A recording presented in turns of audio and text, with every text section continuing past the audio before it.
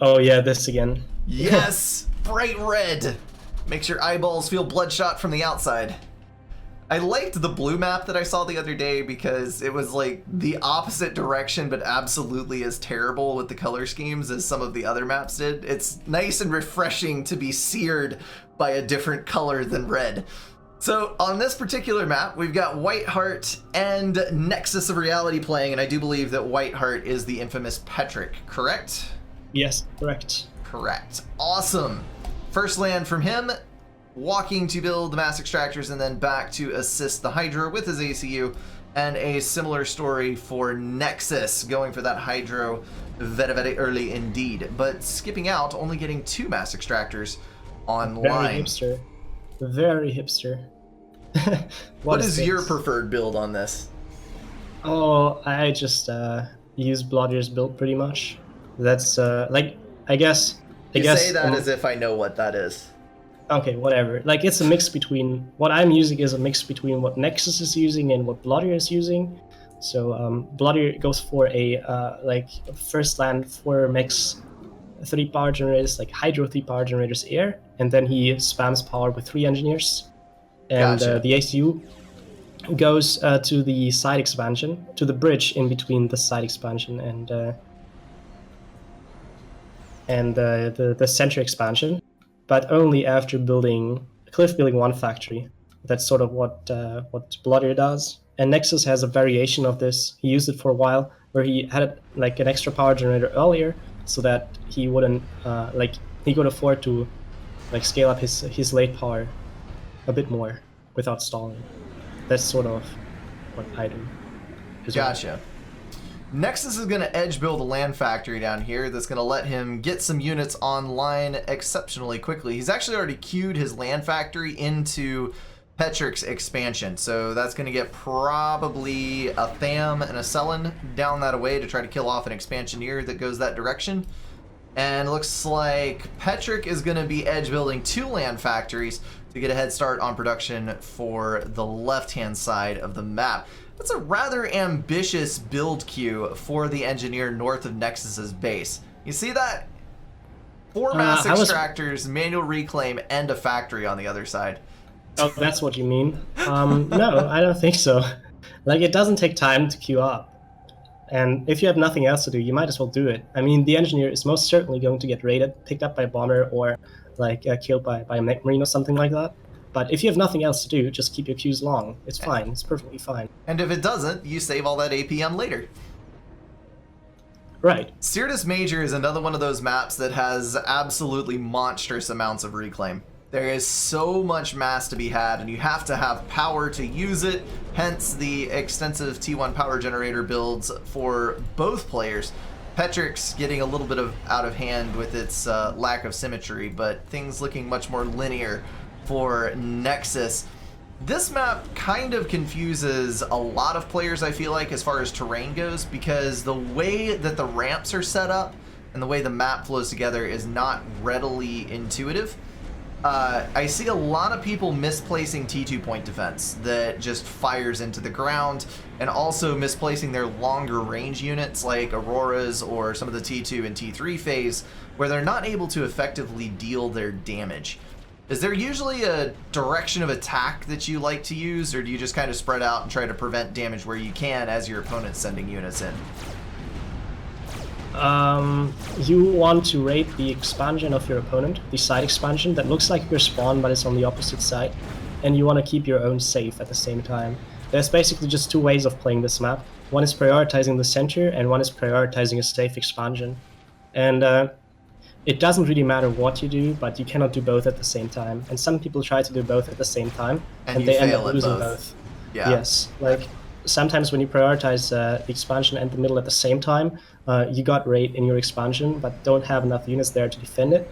And then your ACU is in the center, but in the center it gets swarmed by enemy units and killed. So I think it's very important that you decide for either and go for it. Probably but for I the do long, find it, probably like, I for do the find it very long-term- interesting how. Oh, sorry, I interrupted you again. Nope, it's all good. It's called chat delay. Okay. Like, I'm so confused that both players are incredibly greedy this game.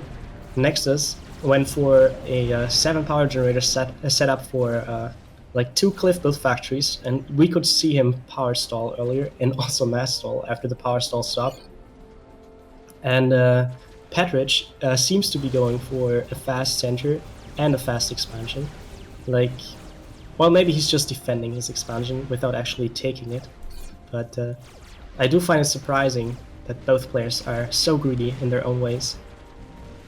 Maybe they're both hoping for the high risk, high reward situation to play out in their favor. Yeah, I possibly. feel like for the long-term outlook on the game, going for your expansion is definitely the safer option than going for the center. But it looks like Nexus, he has secured his expansion to a certain degree, and he is moving into the middle now with some artillery. And in that regard, he is far ahead of where Petrick is, because Petrick has not even come close to getting engineers out to his expansion yet.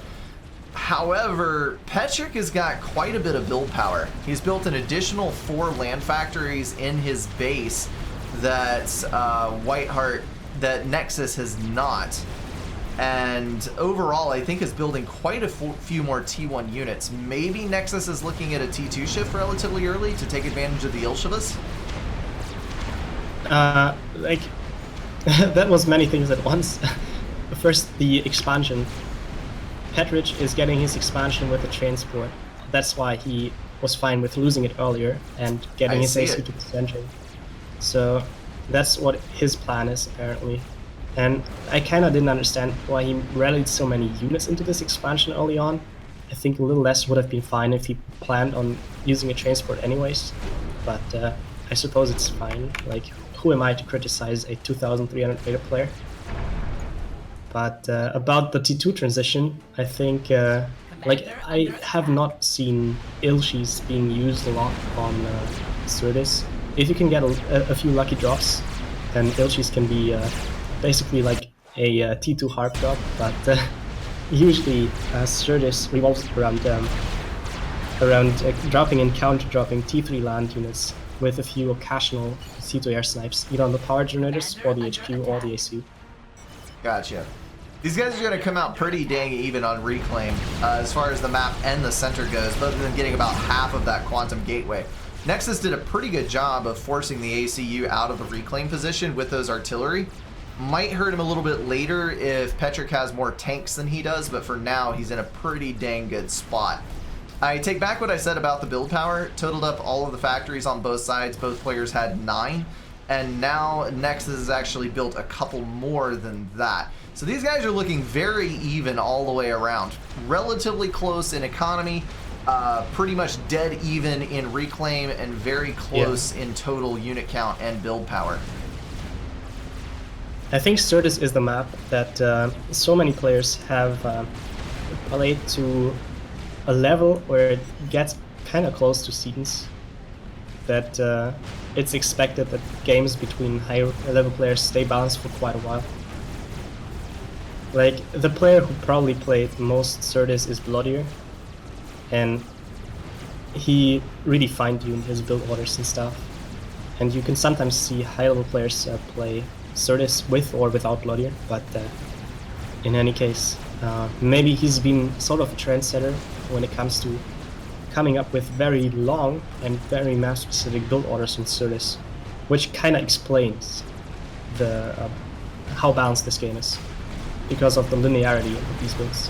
Got a T1 drop for Nexus, successful on the south side, and Nexus has also seized air control. He's got about 10 interceptors left over compared to 1 for Whiteheart. He does have a full transport load of Zooies and Thams that dropped in the base, so he's going to be able to kill off the Hydro, some of the mass extractors back there, and do quite a bit of damage all the way around. Nice hit there. A huge reaction from Petrich though. He's bringing his ACU and like a lot of units there. A little less would be fine too. Notice on the north side though that there's another drop. Actually, I thought that was going to go down into the base, but it's actually hitting the 3 mass extractors up on the plateau. Bit of an odd choice there. I think he could have done so much more dropping into the power generators on Petrick's side. Maybe it's because if you drop directly on the base, there's a chance there's fighters around. Not sure how good Nexus intel is and whether he knows that Petridge doesn't have a lot of fighters. Oh, Plus, he does not have any intel. Oh yeah, that explains it probably. And on top of that, in the transport there was a lot of arty and not a lot of tanks. So if you want to drop it in an area where there are no land units, and this 3 mass extractor expansion perfectly qualified, because as you can see, there's like absolutely no tech when it landed. So the arty is going to be successful. Nexus didn't even have the power generator configuration behind Petric's base scouted. I'm sure he probably kicked himself a little bit once he got a scout over it, because he could have done a huge amount of damage to the power grid there if he had dropped that on the other side. Nexus also going to win out on the south in the choke point, I think largely due to the fact that Petric over responded to the base raid down there. All of the tanks that he could have maintained control with are completely out of reach of the battle. I see it very much the same way. Nice little attempted run by over on the right though. I think that Nexus will be able to clean that up though. He does have enough of a unit count down there. T2 land! Got Ilshivas coming out. He's dropping them, but the first drop just got shut down at the top. You can still see a Petric's fighter there. That's unfortunate. Yeah. 2 Ilshivas on board? Just 1 and a bit of arty, I think. Okay. T1 drop moving out now. It would be lovely to see, yes, T2 air, get some T2 transports out, drop even more units at once. And a little safer, as these don't get shot down so easily. A little better speed, a little bit more HP. Also, did you notice, speaking of you losing 2 drops in the tournament last week, did you notice how many of your Mercies got shot down by T2 transport fire?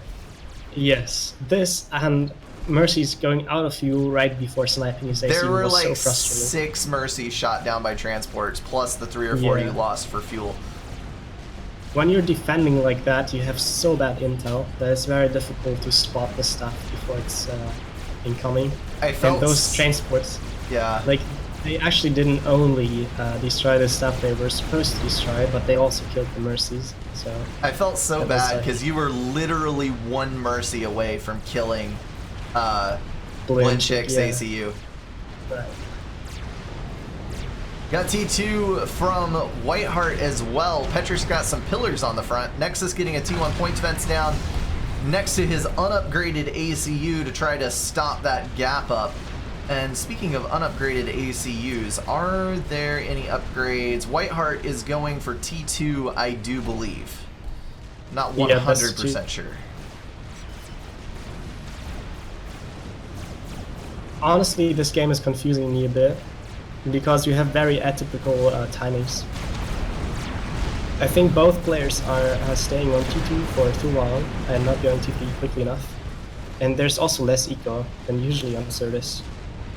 That's just my impression comparing replays I've seen in non-tournament games and this. So it might be people being nervous, people being risk-averse.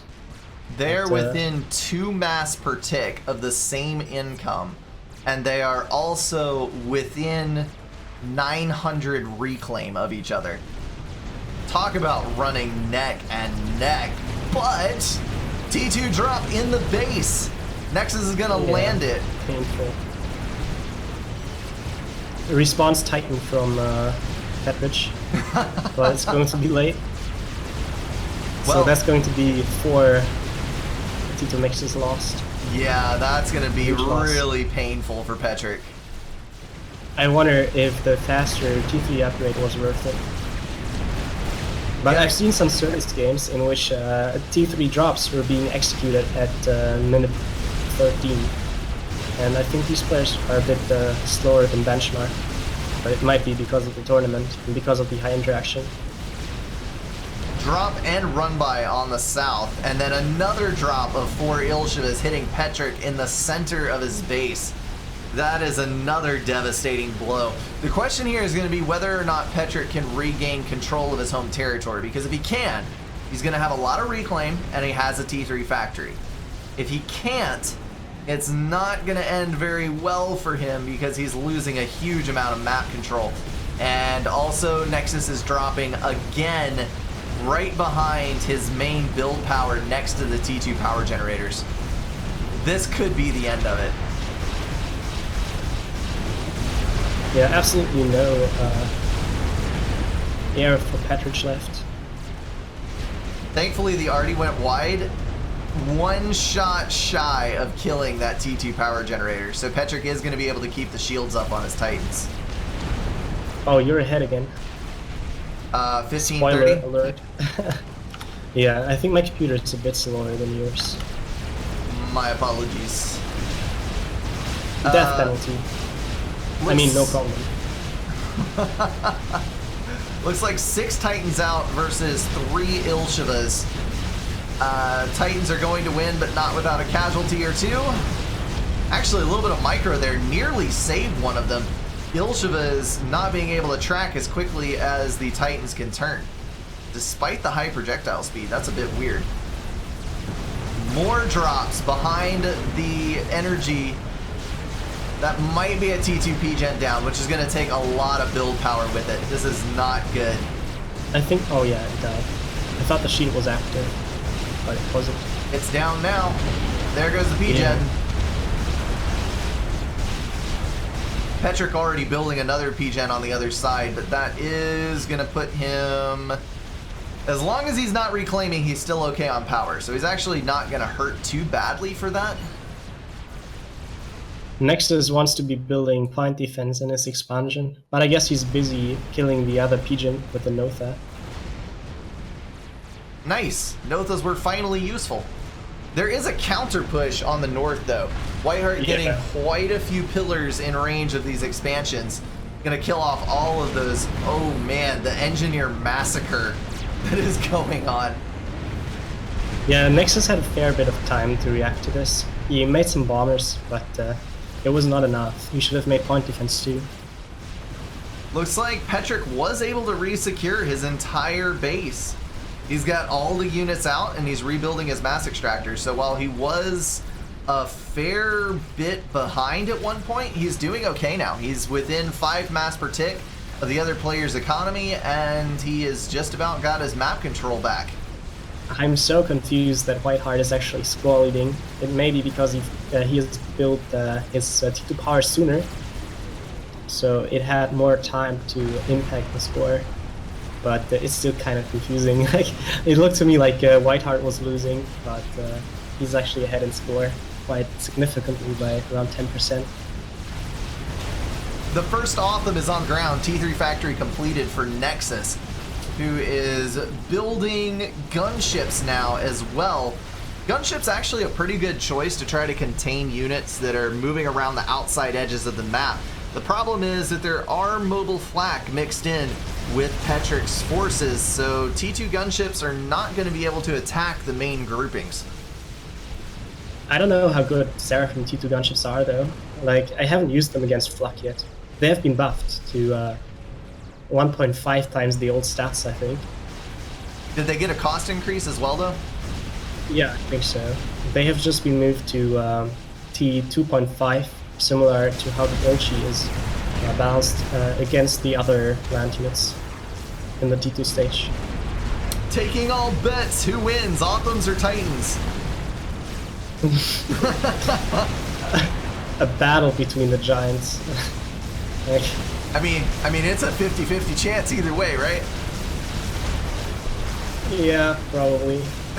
Like, the Slippers are the ultimate derp unit in this game. I like the fact that Titans have just enough range to kill that T2 mechs from on top of the cliff, and now the Authams are just going to come up behind and absolutely Shrek everything. So 3 Authams versus 5 Titans. The terrain is not being very friendly right now. The terrain is so strange this tournament. Everybody placing factories in a way, but getting terraformed and the units can't properly fight anymore. Second time we see this in the tournament. Okay, so there's our answer. All of the Titans are dead, and none of the Authams is damaged more than 10%. That's just sad. One more reason why you want to call these slippers. Slippers? Yes, that's the Authams. That's yeah, just like the Ithofa is called chicken. People call Authams slippers. I've never because heard they look that exactly before. like. It's from Mozart. It's like 1 year old, more or less. But people have started picking it up. They do look like slippers. Yeah, they look like slippers, and they perform about as well. So it makes sense. Why is their tread so wide at the front? That's such a weird way to make a tank. Authams are not that bad, I feel like. They do decently well, but I don't really agree with the extent to which they were buffed in the upcoming balance patch, or at least the alpha version of that. It's not final, but I'm not really liking the way that it's heading with some of the T3 units. Haven't seen that yet. You need to look at the stats because they are ludicrous. Huh. I don't think any sane person would actually seriously consider what they're trying, but that's me being at the brink. More Authams up on the north. Titans trying to deny and failing so utterly, so completely, that I'm depressed for them. Transport's moving. That is a Percival. So maybe there is a chance that this can be defended now. That alpha damage, though. Titans got to run up and run blocker. Dodging as best they can to evade the fire, but Authams are going to win out in the end versus that. Percival's, the range is so fantastic. They're just able. I like how this. Oh, sorry. I like how the sky is being rendered on Certus next to some epic screenshots. Yeah, it's the same way on what was it? Via 3 Protectorate. Such a stormy sky. Percival's able to just kind of casually hang back and dish damage from so far away. T1 Transport picking it up and dropping it again into the expansion. So that's gonna get wrecked. Are you ahead again? Wait, I'm 22-2. I am 22-4, 5, 6. Oh, not ahead then. You can see the future break. Top left, T1 Transport dropping a Percival. Yeah. There you go. T2 Transport on the south side's got 2 more Percivals in its payload. That's going to move over to stop the Authams pushing on the right. So now Whiteheart does have the tools at his disposal to deal with everything coming out of Nexus's base. He's just got to distribute it correctly. Look at the eco difference between those two players. Whiteheart has recovered a lot better from the raid than Nexus. Yes. I guess partially because the raid is still kind of ongoing in some places. Taking a look at Reclaim, Nexus is on 23k and... no, sorry. Yes, I was correct. Yes. Petrick on 40,000, so almost double the Reclaim, and has got a roughly 50% economy advantage in straight mass income. That is going to be almost impossible to overcome for Nexus unless he pulls out a miracle. I think Petrich built so many power generators kind of as an insurance against getting raided again, and this is almost going to enable him to get some T3 air. Like, at least for broadswords, it should be enough, I think. Yeah, the overflow he's got should be enough. The number of Percivals is getting high enough that they don't really need any kind of escort anymore. Once you cross that critical mass where the amount of Percival shots can so quickly reduce the enemy units that you don't need to worry about the T1 in the mix anymore, you've officially achieved maximum UEF effectiveness. And we're about to see that line crossed on the right. 4 Authams, looks like a total of 6. Some coming up from the rear, standing up to try and defend. Percival's going to kite back, of course, dealing even more damage, just about killing one of those tanks. And then retreating to a safe distance. Petrick, I think at this point, can just sit on his 65% map control and win the game. What I really like to see in this game is that Petrich is still building T1 arty, even though it's minute 24. That's something many players don't do. But it just adds so much value to a T3 composition. The Lobos can deal so much damage. Yeah. The Alpha Strike is ridiculous.